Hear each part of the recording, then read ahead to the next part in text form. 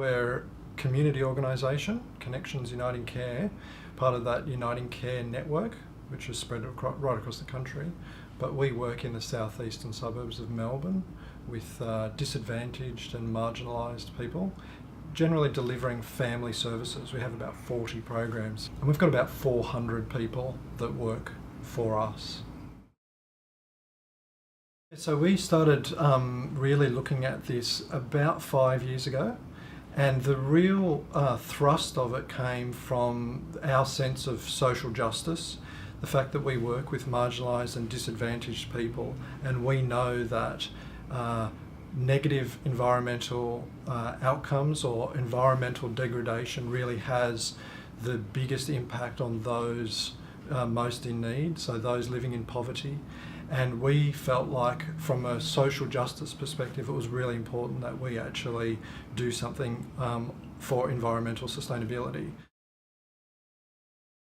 One of them is to actually have an environment committee which is made up of a cross-section of staff, and that's really important for us to actually have staff engagement on this issue. So we've got an environment committee that meets regularly and comes up with new initiatives and ways that we can actually keep promoting our work and thinking of new initiatives. That group it does involve a number of people that actually work at a range of different parts of the organisation, and that is a really important aspect. Next thing that we think is really important is the fact that we've got some staff environment awareness awards. So once again, trying to foster this engagement, we've involved staff in highlighting the work that they do, and we've said it can be within the organisation or outside the organisation. Some people are very busy in their actual roles, and we want to make sure that we can highlight their great work, that they might be doing in their personal life. So we have staff environment awareness awards that highlight that really positive work, and we get nominations, and we have a selection committee that involves other members of the community to help select those people.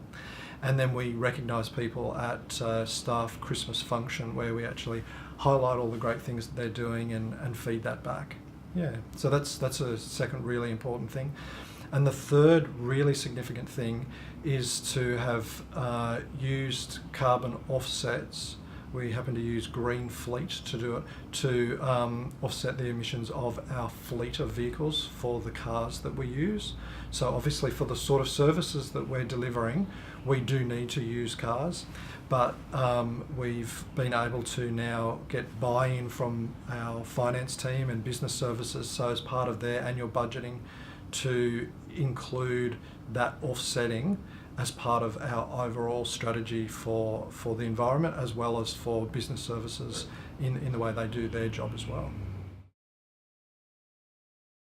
We anticipate that there will be increasingly a need for organisations to justify the work that they're doing on the environment in terms of when they're tendering for services. So, whereas some departments now might have a checkbox that says, do you have an environment policy?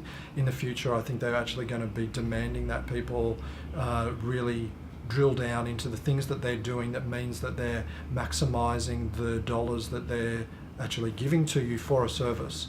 And so we see it as part of a broader strategy as a really important thing to actually make sure that our environmental credentials are of the highest standard that we can.